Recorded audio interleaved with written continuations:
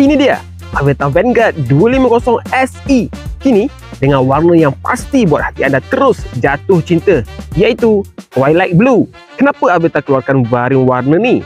Dan kenapa anda perlu pilih Vanguard varian ni? Tonton video ni sampai habis. Sebelum kita teruskan dengan perkongsian ni, buat anda yang masih belum follow, like, komen dan share video dan akaun ni, jom sama-sama tunjukkan sokongan anda kepada jenama motosikal tempatan dengan cara klik butang-butang tersebut. Twilight Blue memang lain macam.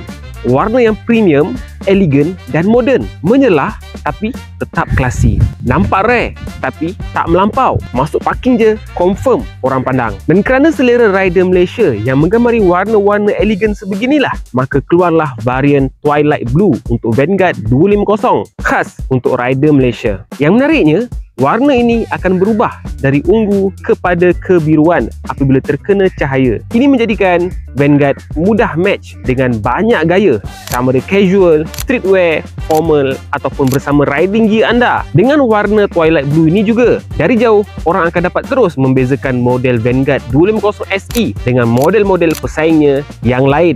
Kerana hanya Vanguard sahaja yang datang dengan warna ni secara stok. Feature yang masih sama tapi cukup lengkap. Style dapat, safety pun dapat. Yang penting, feeling riding dia memang tak boleh lawan. Kita semua ada perjalanan yang tersendiri, maka jadikanlah ia lebih indah dengan sesuatu yang betul dan kena dengan jiwa. Harga asas untuk Vanguard 250 SE Twilight Blue masih kekal, iaitu RM16,388, tidak termasuk road tax dan insurans. Jom sama-sama layari www.aveta.com.my untuk info lanjut.